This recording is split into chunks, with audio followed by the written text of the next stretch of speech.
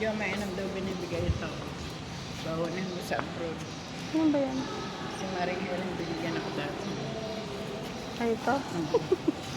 Nabasa. Booklet. Kasal yan.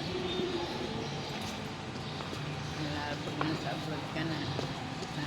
Kahit wala, kahit ano. Yeah.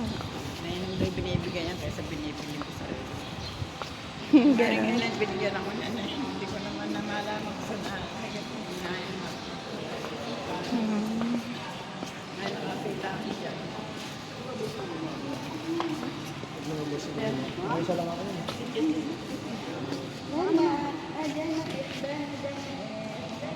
Mami, sama ka dun, oh.